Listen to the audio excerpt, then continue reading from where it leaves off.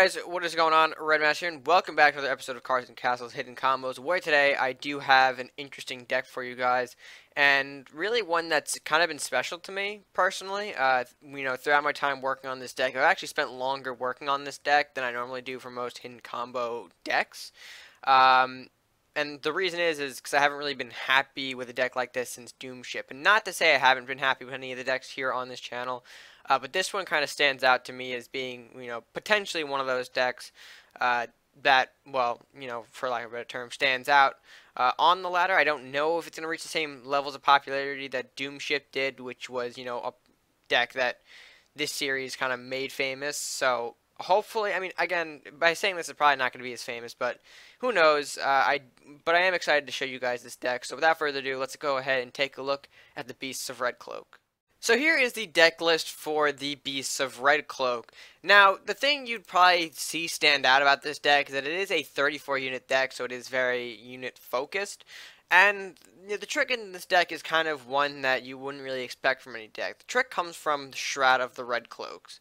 Now, this card, while being a basic 1 gold spell, really has a lot of untapped potential, in my opinion, for factions that pair along with Crusaders. Not to say that every Crusader deck needs the Shroud of Redcloaks in it, but I think in some decks like Druids, it can work very well. Obviously, the main point of this deck is using Shroud of Redcloak to create bigger and badder threats. Cards like Gromok, Bear, Fenrir, Ranger, Swordsman, Kraxus, all can benefit from a simple Shroud buff, which is a +3 to their health. So, with the Druid faction, their health is already pretty beefy. Cards like Gromok have 5 HP, or Gromok and Fenrir have 5 HP, the Rangers have 8, the Bears have 6, Kraxus has 5 with armor, so 7. So any sort of, health buff that can add on to their, already pretty big health. Bear turns into a 3-9. Gromok turns into a 2-8. Fenrir turns into a 3-8.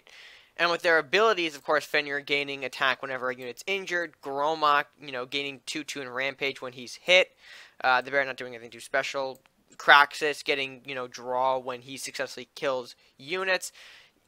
Having that Shroud on a creature like, any of those that I just mentioned, really just makes them a whole lot scarier and forces your opponent to probably use more resources than they normally would to kill them. But then again, you still have more of your, bigger threats. Gromok, so like say if I throw out a Fenrir and I maybe shrouded him, I lose him. Fair enough, I have a Swordsman to deal with. And by now, the opponent might have exhausted their resources and maybe not, catch up with me. I can keep pouring threats down the lane. And because they took so much effort to get rid of one of my threats with, a Shroud buff, means that they may not have enough, they don't have the ability to catch up and thereby counter other threats in the game. So I feel like that's kind of just something that makes this deck a lot of fun to play.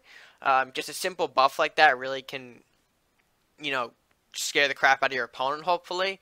But that really isn't the only part of the deck. Of course, with a theme like that of, making your scary threats bigger, there is quite some, there is a decent amount of support that comes with it, and that's where kind of the early game lies. A lot of kind of support things going on here. I think the only unit that isn't really a support type would probably be Knight of Flowers and Guards as sort of good stuff early game units, and Lumberjack potentially too, if you consider him. I mean, I consider him part support and part good stuff because he can support in yeah, your bigger threats later on, but again, you're really just using him for the draw, so 50-50 with Lumberjack. But anyway, lots of our early game is focused on support. Cards like well, let's see where to start, because that's the true question. I'll probably start with, Bestial Rage, I guess, since it's first. Of course, the simple aspect of giving any unit Rampage, especially one of your bigger threats, makes them all that scarier. Like Kraxus with Rampage, boom, that's a scary threat.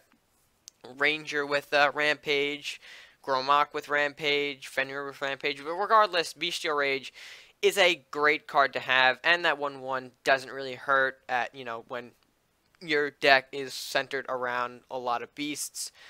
Just throwing out maybe like a wolf or a mana core just to have that 1/1 again makes them a scarier threat. Then you move on. Of course, I already explained Lumberjack. Shroud, I've already explained the main purpose of the deck. I guess we'll go to the Northlands Wolf then, because again, Hassan is a good stuff unit. The Wolf and the Blacksmith play similar roles, and thereby they can buff any of the current creatures out there. I mean, Northland's Wolf a little less than Blacksmith, but I feel, I felt the tendency to include Wolf. Not only does he provide a last will of giving beasts like Gromok, Fenrir, and Bear that +1/+1 that amplifies the already scary stat line. He is just he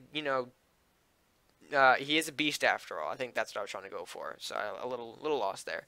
But he is a beast, so if you throw him out just to give a bestial rage buff, again, that's something special. I'm currently experimenting with the numbers on Wolf. I do have him at 3 right now, but that might change. I know people don't like Northland's Wolf as a 2 gold unit in here, so potential change on that. But for as of now, I'm going to keep Northland's Wolf in here. I think he's a great card to have, especially because this is more, the Beasts of Redcloak. Makes sense to have the Wolves in there. And then Blacksmith, again, a general good stuff stat buff like Armory, which is also in here at 2 copies. The Blacksmith and the Armory provide stats to already scary creatures. Shroud plus Armory, +1/+4 in total to a unit who has a Shroud Armory buff, so makes sense to just keep 2 in there. Or if you don't like Armory, of course, replace it with something else, experimenting with the numbers maybe. I just personally like Armory and Blacksmith in all my decks.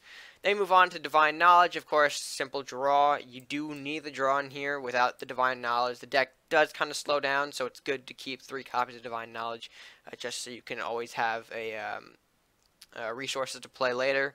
And then, of course, I got the Mana Core, which some people might find a bit interesting, because we don't really see a lot of Mana Core in Druid decks. I find a Spirit Link is useful for a deck like this, in a deck that prioritizes the fact that you have a big unit out. Throwing out a Mana Core to take a hit where you don't want to is very good, especially, say, like, if I had the Fenrir or Swordsman out here and I gave him Bestial Rage. If I throw out the Mana Core, the first target's attack will basically do nothing, and possibly I might get, not hurt at all, if neither target I hit with Fenrir or Swordsman can completely defeat the Mana Core. Plus, it's another weird target to Spirit Link if you guys are intrigued with the concept of Spirit Linking. Giving the Mana Core +3, meaning at a 2/6, so whatever unit kind of attacks, say one of your frontline boys has to deal with a 2/6 first, rather than the actual threat at hand. So, Mana Core is sort of the things that, I don't think a lot of people realize what Mana Core can do yet, so hopefully this deck kind of brings that more into light as well. And then as for the rest of the deck, I mean, basically, like I said, your bigger threats, Bear, Gromok, Fenrir, Swordsman, and Kraxus all in here for their own right. The only things that I didn't mention, I think, well, then call for 8 as well to call on the Rangers, of course. I'm only running 2 of right now. I might bump that up to 3 if I see fit to add more Rangers in the deck, but for right now, it's 2 call for 8 as well to provide the Rangers on top of the Gromok, Bear, Fenrir, Swordsman, and Kraxus. As for other later game units, you got the Centaur. Just any Druid deck that's not running Centaur is one that is strange, because Centaur is basically the building removal of Druids, so it makes sense to run him. Then you've, of course, got Arbiter's Return. No surprise there. The 10 heal is incredible, and the Judge to boot. You guys already know probably why. I don't even have to explain why I'm running Arbiter's Return here. It's just that good. And then Pack of Wolves as well, because I am running a Beast deck. It doesn't hurt to throw in more Wolves. I originally had Leanna in that slot, but then again, I thought to myself, it's probably better to keep, to not just go up an extra gold. I should probably keep it around 8 gold as like the max gold. So Pack of Wolves kind of fit nicely as, if it's a Beast deck, I should probably throw in some more Wolves here. And the Wolves, of course, buff each other. So it's just, one of those generally underused good Druid cards. So yeah, that about covers the deck. Now, before we get into live matches, I do want to try something a little bit different. I do actually have one of my live matches recorded already.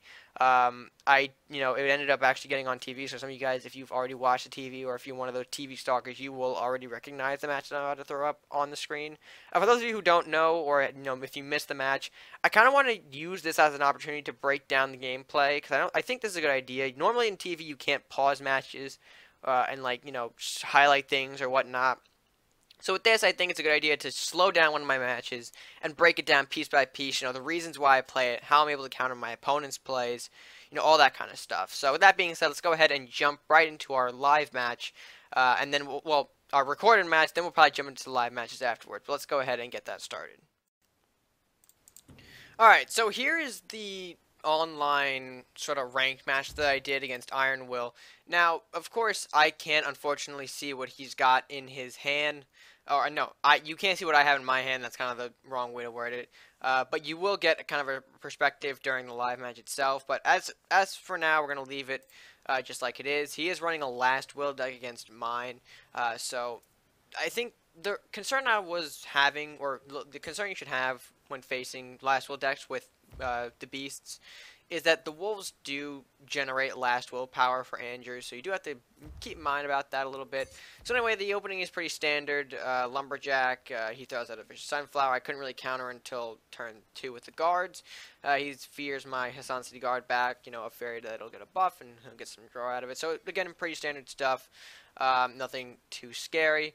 From there, I'm able to just move my guard up, place a flower in there, and I'm thinking to myself, alright, the Knight of Flowers will trade with the Vicious Sunflower, or better yet, survive. Unbeknownst to him, me though, he had a Witch Bolt, so of course he burns off my Knight. I get more draw. That's fine with me. The deck's all about keeping your hand full of resources, so I'm more than willing to take that. Turn 4 rolls around, I'm going to have to trade that Banshee with my, or at least kill the Banshee with my guard. I bring out a Lumberjack, and I have to, I think, what do I do here? Okay, I meddle and then move into a Companion. So that was kind of a rough mid-game move for me. I had to waste my Centaur to avoid any further Sunflower damage, but he puts himself ahead with about 24 castle health with 2 reinforces. So I'm clearly down in this opening of the match. So then he does leave his board open. That does give me the opportunity to just play a call for ace. Now I have some rangers in my hand for the next few turns, which is good for me. He comes out with the Andrew, so now by now, if I didn't know it was the last will deck now, I certainly do with the Andrew appearance. And then I get the opportunity to, here's the first issue, or here's the first moment where I use my Shroud. I know clearly this deck doesn't have any bounds, nothing from the Banshee or nothing but the colors indicate that I have any kind of concern with bounds. So knowing that Andrew can get big, I decided to buff my Ranger just to give it that, extra threatening power. So now he sees that, but how is he going to react to it is the question. He's got the Flamestorm he just drew, but he's going to end up fearing me just because I don't think he can, or judging by his hand, he couldn't handle me at that moment. And then he brings up the Arcanon General, so hopefully getting some last will to generate in the future. I play my other Ranger, so now both of them are on the board. A 7-11 and a 7-8, both scary units. He just drew the Tarius file, so that's going to be great for his Arcanon General. He hits, but I still have 7-7 thanks to the Shroud. The Headless comes out, it hits my back, my Ranger closer to the castle. Then he plunders my Ranger for good measure. And then Inspires, get an extra draw going. That's fine. Question Knight and Shield Runner. Now this turn I feel like is an important one to highlight. As you can see, excuse me, I'm going to throw out, I'm going to mess around with the Spirit Links here in this turn. So I'm going to place down one Mana Core, and then put the Bestial Raise. Now Ranger's back at its full, or normal stat line. And now, because I put the Mana Core out, you see how I didn't take damage. I was able to trade with the Horseman and not take any damage. So now I'm approaching him with a 7-8 on, Andrew is now dealing with a 7-8. But then I also throw out another Mana Core, so this means that Andrew won't affect my Ranger, and now it's still a 7-8 with Rampage on the base. The 7-5 I also decided to threat or push as well. The 10 from the Plunder really actually saved him here. He Dragon's Fire, he Flame Storms, and then he also Witch Bolt. So basically he had to take every burn in his hand just to clear my offense, which is fine by me. I still have a lot of things left up my sleeve, as you can see by my hand, but again, so does he. He's got a couple of Arbiter's returns. We see another General. We see Shield Runner, Fear, Question, all that good stuff. So I throw out a Craxus. I'm going to attempt to see, what he can bring out at me.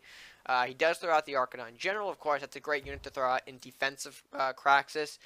We see right there that because he's got that 6 HP, Craxus can't really kill him unless I have a buff, which I don't think I did at the moment. I didn't have any sort of buff to really boost Craxus to end up successfully trading with Arcanon. But even then, he also he also pushed the Vicious Sunflower out. So even if I did attack with Craxus, I would still end up losing my Craxus in that engagement. The General, I think, let me see. the general would hit me, and then the 3 last will damage from sunflowers. So that would hurt me. He throws out a couple of soldiers. He inspired and then threw out one of the questing knight. Here's another good play. I think that was really something to highlight.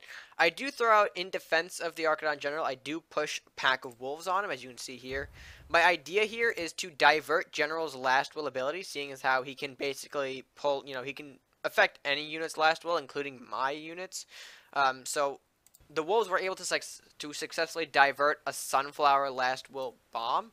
So now I still have Craxus, but now he can survive another general hit. Iron fears back one of my wolves to get some draw here. He does pull the giant, so here's where my wolves are going to actually start hurting me. He burns one of them. He gives his Andrew a bit more. He didn't annihilate me with the last will from Sunflower, but then again, it gives him some more room to start amping up his giant. And now you can see there, he went from a 2-5 to an 8-11, and that was a big move for him. I will give him that. Again, that's kind of why I explained that that's the downside of playing my wolves against last will. They can easily just as help Andrew become more of a powerhouse. So then again, I use my armory here. I'm going to push a centaur on, get rid of that questing knight, and then move up guards as well. So now I'm hopefully getting a bit more of a presence on the board. I'm really trying to threaten that 8-11.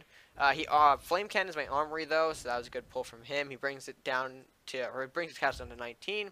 He's throws out a shield runner, make that 2 of them. But that was his mistake. You see how far he pushed up the shield runner. Here's why I like Fenrir in this deck, and here's why I think Fenrir is a generally good card. Because he left out that shield runner, I can start pushing a Fenrir down, and this is great.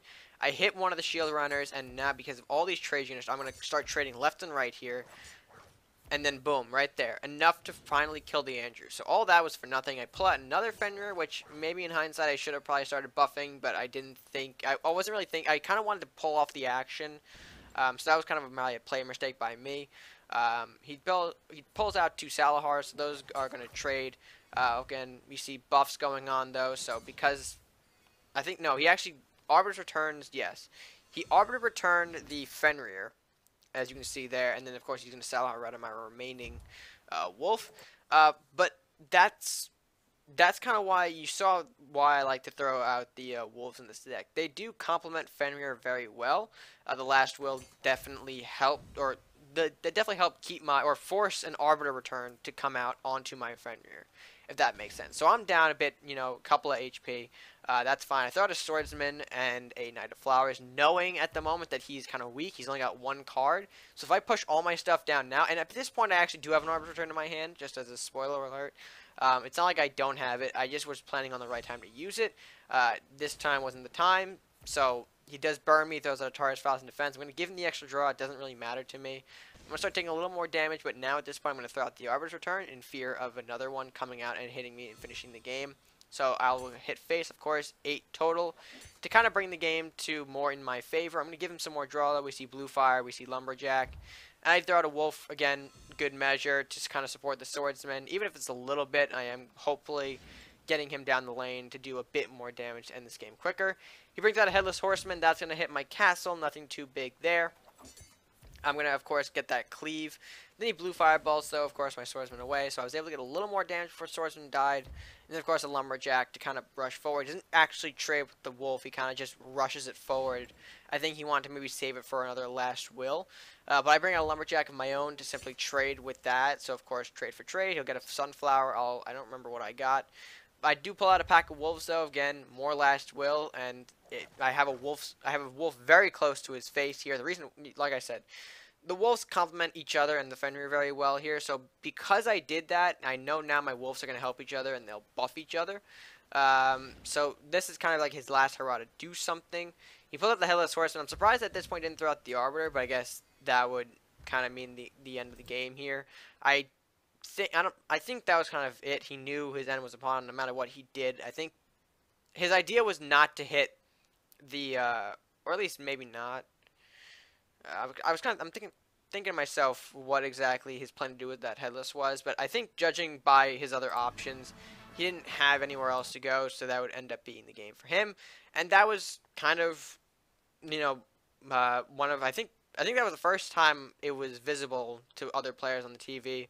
The placements went about 8-2, so I think this as a total brought the deck to 9-2 in placements so far. I haven't really touched the deck in ranked since. I do want to bring it up, but I thought this was a great kind of match to show you guys, as you know, because a lot of you say they want to see more against more better opponents. So again, here that is.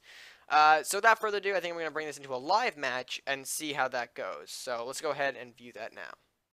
Alright, I'm going to drop one bear. I don't think we need two in hand. Alright, so our curve is looking a little bit shaky. Wolf, bear, knight of flowers. Okay, rage might help us temporarily, but we'll see where that goes. Okay, he doesn't play anything as turn one. Door's open for wolf to come out. We do get the Arbiter's Return, so at least we have that in our hand for later. That's hopefully going to help us. We'll see. We shall see. Ninja Druid. That's probably... Ninjas in general, I think, are scary for this deck because you obviously have the fear of Panda or Dissipate. And any one of those means your Shroud is essentially useless. So I have to keep in mind Panda is a legitimate threat that I don't want to deal with. You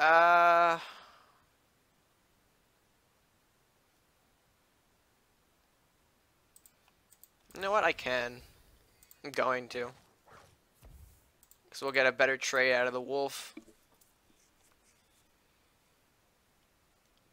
Even though usually you throw the Bestial Rage on, like, something that actually be important, like the bear or the ranger or something like that. But to get rid of yeah, I think this is important to do. Then we move this back, and then of course we bear. So now we at least have a wolf that can chip. And then maybe even next turn throw a Spirit Link. Nah, the Spirit Link is not going to be useful on the wolf. Plus you want the wolf to fall eventually. I was about to say, don't coin to the bear. Don't coin to Panda, please. Grendel. Okay.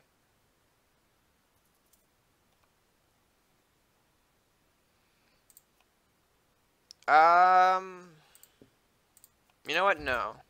We throw the knight. And then we continue to push back.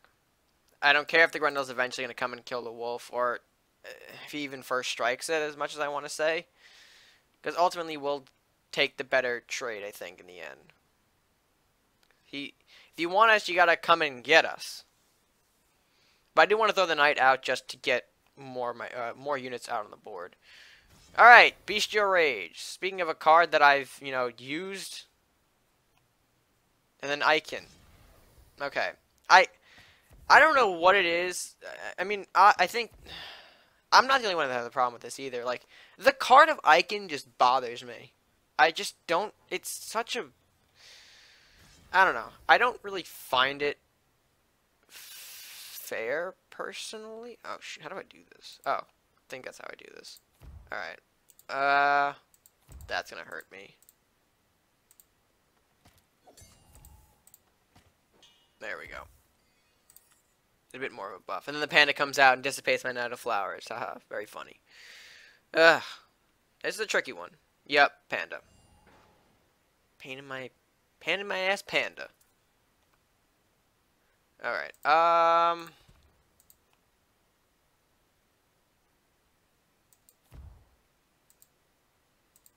yeah, I want to throw it down here. Our hand's also not exactly looking like the best it can be.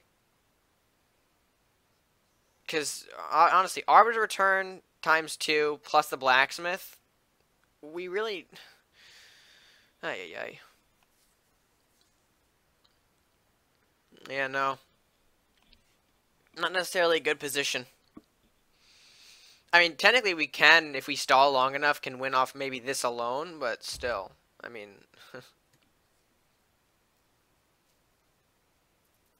Let's see here. What do we get? Swordsman?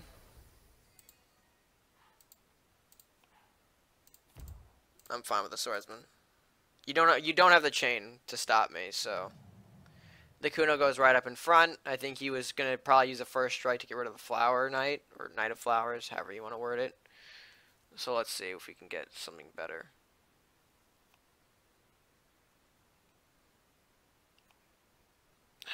Speaking of better, man, the whole concept of bounce just seems to annoy me. Ay, ay, ay.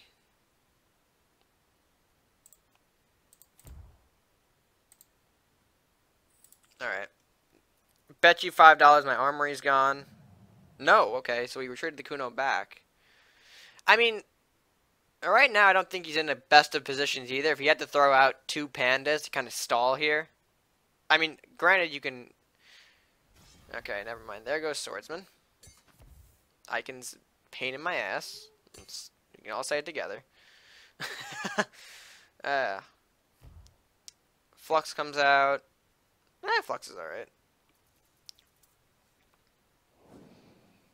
Alright, I can actually do this. This would be more effective, or at least more beneficial to me in the end. Oh, look at that. And then I could do pack. A pack play is very nice at this time.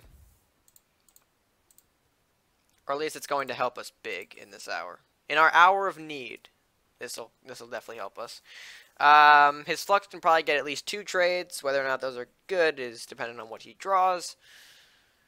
And the pandas are going to be themselves. Honestly, the pandas... Can I just eat your pandas with my wolves? Is that how the food chain works? This is how the food chain works. Let me eat the pandas. Okay, Scroll is actually going to be very beneficial. Scroll is a great pull for him. Even though bouncing my wolves is kind of pointless, because they're already, you know, they already get the buffs no matter what. I mean, unless you kill first. Okay, Shadow Slip. Never mind. We're gonna Shadow Slip, folks. I don't really see the point, because essentially, what are you gonna do? You're gonna play both pandas again and bounce my entire field? Okay, nope. Never mind. I was wrong. That's a Mordok. Oh dear. Okay. We're still okay though.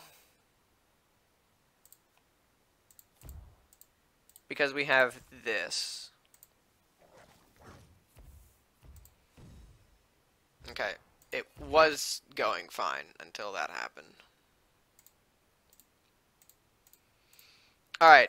The true trick is for him... Oh, okay. Never mind. Okay, here's the next play for you. He's going to bounce everything with the double panda again and then replay Flux. I can bet you that's his turn. Because it's essentially, he's going to probably replay, you know, because the pandas are cheaper. Whether or not he can play, oh, actually no, 6 reduced by 2, 4, yeah, so he can probably play them both. So all of my cards are getting bounced, even though I'm not going to like it. Maybe he might just, because our playing that will be 4 again, and then he'll play the Flux, so yeah, no, that math works. He does get a free 3 shots on my castle. Come on. Alright, play the other panda. Yep, there it is. Which, I'll tell you right now, panda is probably like one of my... If you give me a card to hate, like, it's up there, I'll probably tell you. And then Flux comes back out. Yep. There it is. Simple as that. And then, of course, they go back to their positions, nothing changed. And then we get a Shroud for our troubles. Okay.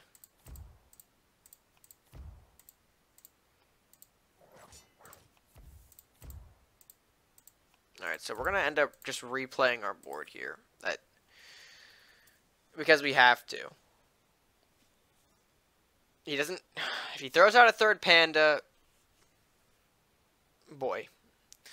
Although, he could also have... I know he's got the Forbidden Scroll in there, which is also a problem. Because that can essentially bounce a panda. But that's going to be basically his turn, if he does that. So he's going for it. He plays it again for 6. I just need him to bounce maybe like Knight of Flowers and 1 Wolf. That would be the ideal bounce right now.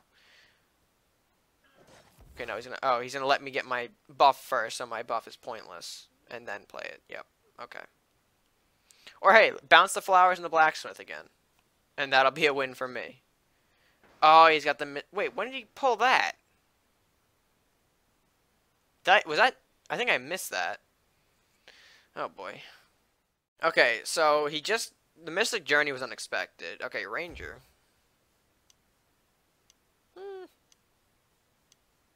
I guess I can live with that. Although I don't like it. Because he's still got the other one. Yeah.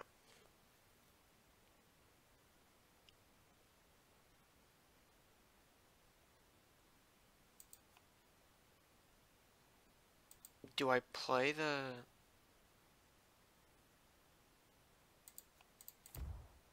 No, I don't think so.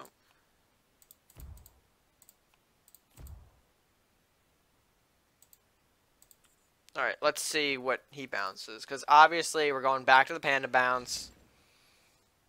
Well, he's going to play it for 6 gold. My idea right now, don't bounce the blacksmith. Play an Arbor's Return. Oh. Yikes, I didn't expect that. Okay, we can tone it down now. I think playing that would be pointless. Please tell me he's gonna OTK me, that'd be the worst. I mean, he's gonna take a significant chunk off, but we'll get it right back with Arbiter.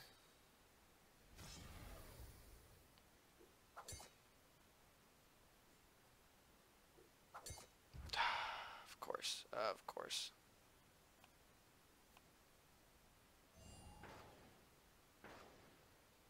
Are you shitting me?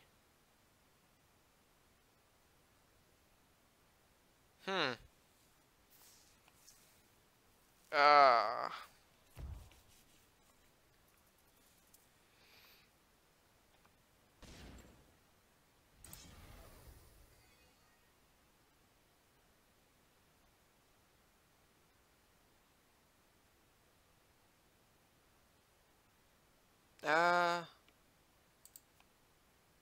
I think that's the play.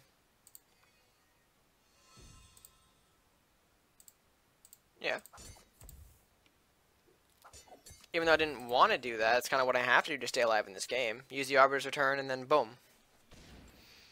Keep myself slightly in the matchup. Despite how awkwardly down I am in HP. Well, actually, no, I'm up. Yeah, I'm up still by 2.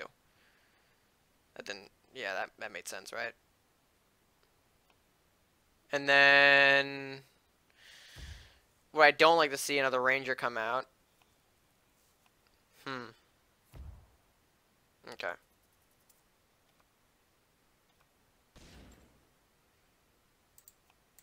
Alright, I swear. You should not have another panda, hopefully.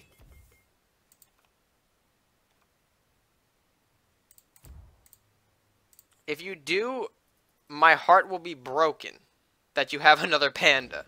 Because you should not have another panda. Or at least for this matchup. I mean, you could clearly have another panda, but, like, he's going to try to draw for it. If he draws it, I will be very shocked. Proper terminology would probably be dumbfounded. Let's see. There is still hope for us to get out of this matchup alive. Okay, the curse is going to come out. Because I guess we want to make my lumberjack a dead lumberjack. I'll still get the draw.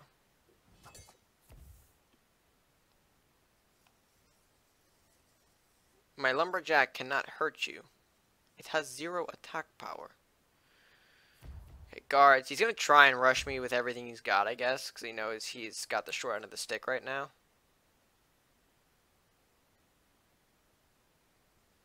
Okay, my ideal... I can't actually draw swords, I just remembered.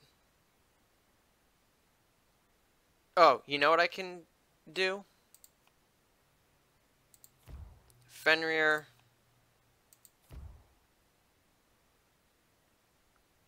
And then...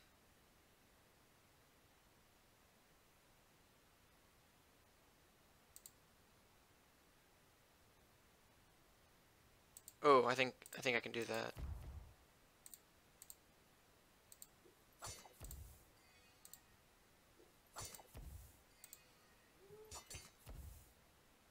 If that's not the play, I don't know what is, question mark. My dirty win condition here right now is Arbiter's Return. If he can't kill me this turn, it's over. No, I don't think he can. No, that's over. That's game. Okay. Whew. So, we were able to narrowly escape this game, but goddamn, yeah, that was a close one. He's not even gonna... He was trying to block. You could have blocked for an Arbiter's Return. But you didn't. So we'll do that. And then, of course, just seal it away right there. Okay, so a great match by M. Kennedy there. Really put this deck to the limit. Ninja is not the favorable matchup for this deck at all. Again, like I said, Panda and Dissipate do work very well against the deck, seeing as how my Shrouds can be just, boom, reverted, and that's that. But, yeah, great match for sure. And, yeah, we'll leave it at that. Whew. With that being said, guys, I hope you did enjoy this potentially longer episode of Hidden Combos. I know it definitely is a longer video, but I feel like it was necessary. I do like this deck a lot, so I did want to give it kind of the full showcase I think it deserved. But let me know what you guys think of the deck by leaving a like on the video if you enjoyed it, sharing with your friends, and commenting down below your thoughts, not only on the deck that I, showcased, the Beast of Redcloak, but if you guys liked how I demonstrated this new hidden combo, in terms of like using that TV match, breaking down some plays, and then getting into maybe a live match, do let me know if that format works for you. If you want to see more of it, I will try to experiment with that more if you guys seem to enjoy it. But that's going to do it for now, so that's all. I believe that's all for me. Oh, wait, no, it's not. Be sure to hit that subscribe button if you're new to the channel. Go ahead and do that right down there. Of course, if you're leaving a comment, or while you're leaving a comment, hit that subscribe button if, again, you haven't done so already, to help show your support to the channel and help show your support to the channel and help us grow. That's the line I was missing. So that being said, guys, that's all from me for now. So until next time, stay gaming.